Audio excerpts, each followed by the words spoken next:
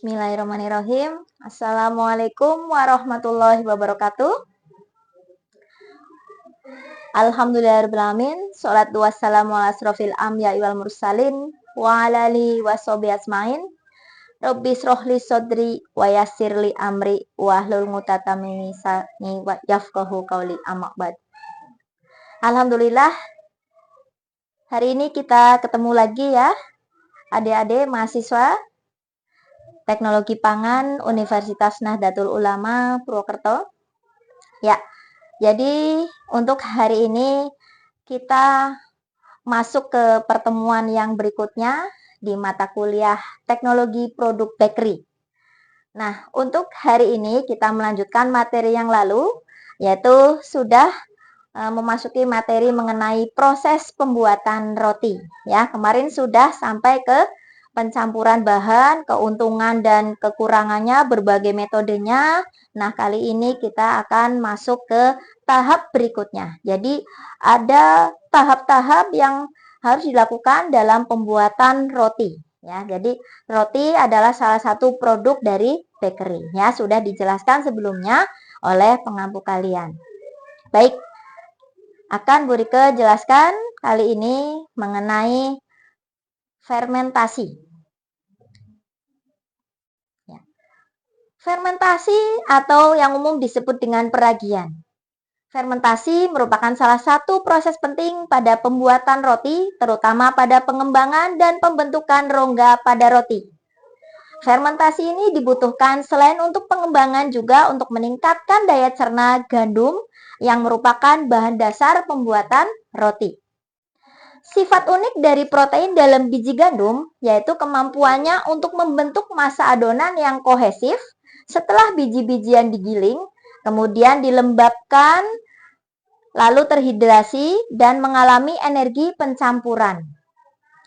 Massa kohesif inilah yang disebut gluten, yang setelah terbentuk mengalami kemampuan untuk menjebak atau menangkap gas, yaitu gas karbon dioksida atau CO2 selama masa istirahat. Dan memanggang memungkinkan massa yang mengembang menjadi lemah lembut, lebih ringan, dan bahkan lebih enak setelah pemanasan akhir, menurut Coven tahun 2007. Tujuan fermentasi atau peragian adonan ialah untuk pematangan adonan sehingga mudah dibentuk dan menghasilkan produk yang bermutu baik. Selain itu, fermentasi berperan dalam pembentukan cita rasa roti. Selama fermentasi, enzim-enzim ragi bereaksi dengan pati dan gula untuk menghasilkan gas karbon dioksida. Perkembangan gas ini menyebabkan adonan mengembang dan menyebabkan adonan menjadi lebih ringan dan lebih besar. Untuk suhu normal, fermentasi adalah kurang lebih 26 derajat Celcius dan kelembabannya 70-75%. Nah, pengembangan roti ini membuat bentuk roti yang unik dan indah dipengaruhi oleh ragi adonan. Dalam fermentasi roti, ragi terbukti sangat bermanfaat karena berkontribusi terhadap aroma, rasa, dan ragi tersebut. Menurut Edegor et al. Tahun 2016. Tujuan setiap ragi adalah untuk menghasilkan gas yang membuat roti mengembang selama fermentasi. Gas tersebut perlahan naik dan mengisi rongga. Proses yang sangat mirip terjadi saat roti mengembang. Karbon dioksida mengisi ribuan gelembung seperti balon dalam adonan. Faktor inilah yang memberi tekstur pada roti setelah roti matang, menurut Ali et al. Tahun 2012.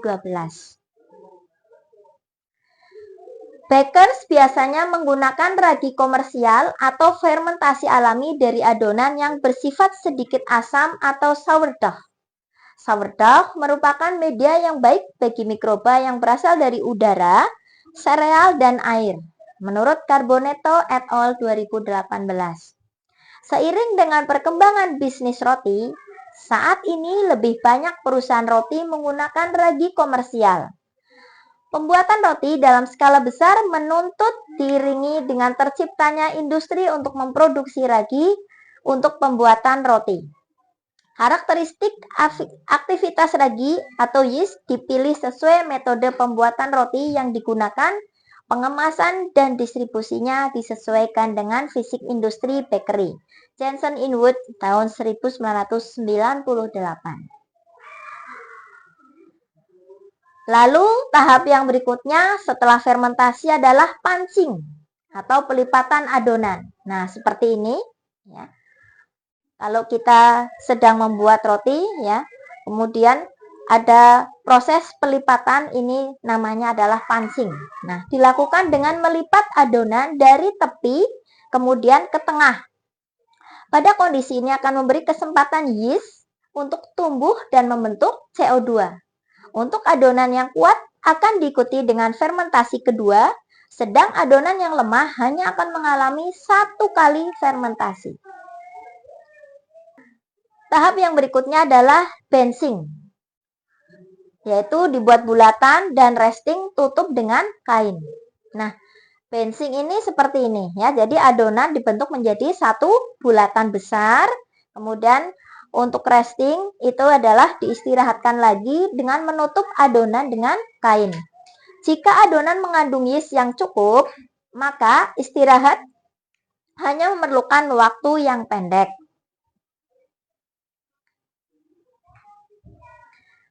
Tahap yang berikutnya adalah pembentukan atau make up. Pada tahap ini secara berurutan adonan dibagi dan dibulatkan, kemudian diistirahatkan, dipulung ya atau diambili satu persatu, kemudian dimasukkan ke dalam loyang dan fermentasi akhir sebelum dipanggang kemudian dikemas. Pembagian adonan dapat dilakukan dengan menggunakan pemotong adonan. Nah, tahap yang berikutnya setelah benching adalah proofing. Proofing merupakan waktu istirahat adonan antara pembagian adonan dan pembentukan volume yang penanganannya dapat santai dan mengembang sebelum dicetak. Periode proofing 15-30 menit berlangsungnya. Setelah proofing ada final proofing, yaitu periode fermentasi setelah bentuk mengembang diikuti dengan pertumbuhan ukuran potensial sebelum dimasukkan ke dalam oven. Yeast pada tahap final proofing perlu periode 45-90 menit. Menurut Knight and Kotzevar tahun 1979, kelembaban yang diinginkan sekitar 80-85% dengan suhu sekitar 32-38 derajat Celcius dengan waktu 15-45 menit. Dengan cara ini akan menghasilkan produk yang lembut dan volume akan mengembang dengan sempurna. Apabila proofing dilakukan melebihi 45 menit, maka adonan akan mengembang yang berlebihan, sehingga roti yang dihasilkan akan berwarna keabu-abuan dan akan kehilangan perisa atau flavor. Nah, mekanisme proofing ini secara umum, jadi proofing itu dia sangat penting. Jika adonan ragi tidak difermentasi, maka ragi tidak dapat melepaskan karbon dioksida, sehingga protein dalam tepung bernama gluten tidak akan meregang untuk menahan gelembung udara. Proofing adalah bagian penting dari pembuatan roti dan produk lain yang menggunakan ragi untuk menciptakan kantong udara, seperti pada pembuatan croissant. Nah, tahapan yang paling penting dalam proofing adalah untuk memastikan adonan tidak overproofing atau fermentasi berlebihan. Sebab ketika fermentasi berlebihan akan menyebabkan lapisan terpisah dan mentega khususnya di croissant bocor. Kurang fermentasi juga tak bagus sebab dapat menghasilkan remah-remah kasar dan pada croissant adonan tidak akan membentuk lapisan-lapisan yang indah. Adonan roti yang fermentasinya kurang atau berlebihan tidak akan mengembang dengan baik ketika dipanggang. Begitu juga pada adonan seperti croissant. Nah, kemudian baking atau pemanggangan. Ya, jadi dalam pemanggangan harus dipertimbangkan banyaknya gula dalam adonan serta ukuran fisik dan bentuk adonan. Pada tingkat tertentu kecoklatan pada sisi samping roti dapat diatur sesuai yang diinginkan. Warna coklat pada remahan roti ini dikaitkan dengan proses karamelisasi dan struktur harus cukup dapat menahan terhadap gaya gravitasi. Khususnya sandwich akan mudah basi apabila warna sisi rotinya kurang coklat karena tidak mampu mendukung berat puncak roti. Nah, ini adalah reaksi pencoklatan selama proses baking roti. Ada dua reaksi yang terjadi selama pemanggangan. Yang pertama adalah reaksi Maillard, yaitu pencoklatan hasil reaksi antara protein dan gula. Kemudian reaksi Maillard ini terjadi pada pemanggangan suhu rendah, roti di oven suhu 60-66 derajat Celcius dan suhu kamar. Susu bubuk yang disimpan terlalu lama akan menjadi berwarna kecoklatan. Ini salah satu contoh ya, produk pangan yang disimpan kemudian mengalami reaksi Maillard. Kemudian ada reaksi karamelisasi, pencoklatan hasil pemecahan gula yang disebabkan oleh adanya panas. Nah, reaksi pencoklatan selama proses baking roti ini termasuk reaksi non-enzimatis. Ya, jadi tidak dipengaruhi atau tidak disebabkan karena faktor enzim. Kemudian karamelisasi pada lapisan kulit luar roti dapat diamati sampai suhu mencapai 160 derajat Celcius hingga 171 derajat Celcius.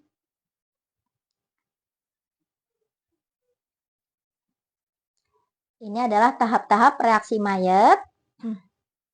Yang pertama, suatu aldos bereaksi bolak-balik dengan asam amino atau dengan suatu gugus amino dari protein sehingga menghasilkan basa Swift. Kemudian yang kedua, perubahan terjadi menurut reaksi Amadori sehingga menjadi asam ketosa. Ya, kalian nanti sudah mengetahui bukan? Kalian sudah mengambil mata kuliah syarat mengambil teknologi produk bakery ya, seperti kimia ya, kimia pangan dan gizi ya, kimia organik dan sebagainya ya. Kalian pahami ya untuk reaksi-reaksinya, untuk struktur-strukturnya. Kemudian next, dehidrasi dari hasil reaksi Amadori membentuk turunan-turunan furfuraldehid. Misalnya heksosa diperoleh hidroksimetil furfural.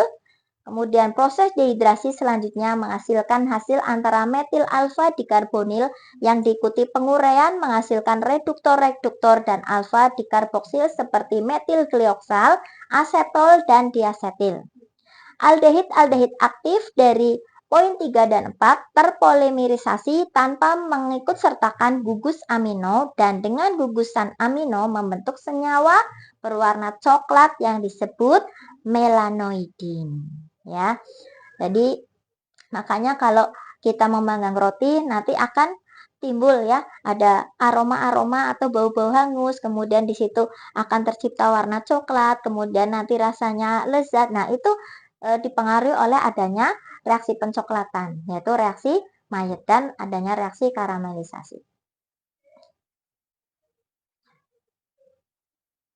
Ya, seperti ini ya struktur molekulnya ya untuk reaksinya. Nanti kalian pahami. Nah, itu adalah struktur dari ribos ya, ribos kemudian ada amino acid atau asam amino ya, kemudian nanti akan menghasilkan Amadori compound atau senyawa Amadori ya.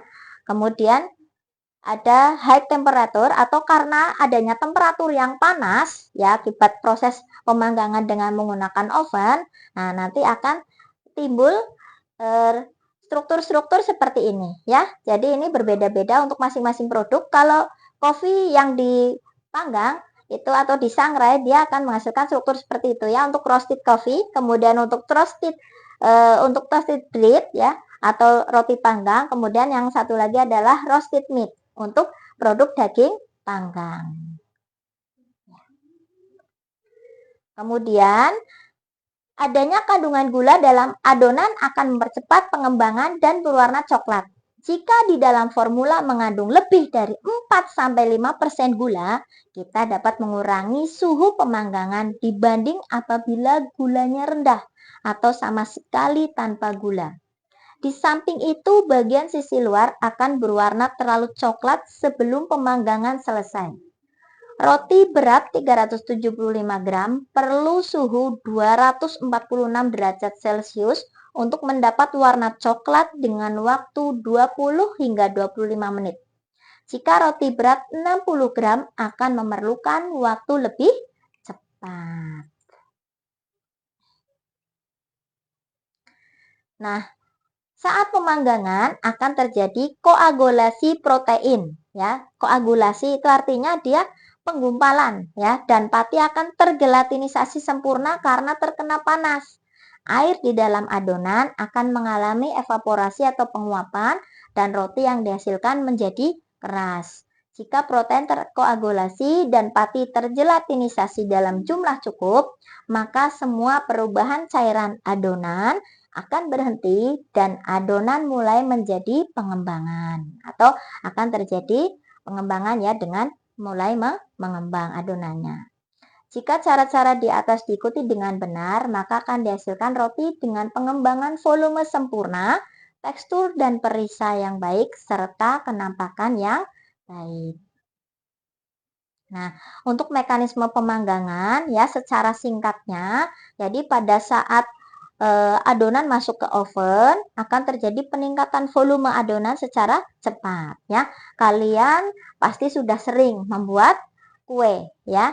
Nah, seperti kue bolu juga akan mengembang. Nah, kemudian roti-roti ya yang roti basah ya seperti roti manis, roti tawar juga akan mengalami pengembangan ya setelah terjadi pemanggangan. Nah, saat ini enzim amilase menjadi lebih aktif dan terjadi perubahan pati menjadi dekstrin. Adonan menjadi lebih cair sedangkan produksi gas karbon dioksida meningkat. Pada saat suhu mencapai sekitar 76 derajat Celcius, alkohol dibebaskan serta menyebabkan peningkatan tekanan dalam gelembung udara. Sejalan gelatinisasi pati, struktur gluten yang ada pada gandum mengalami kerusakan karena penarikan air oleh pati. Di atas suhu 76 derajat Celcius terjadi penggumpalan gluten yang memberikan struktur kram. Pada akhir pembakaran terjadi pembentukan keras serta aroma.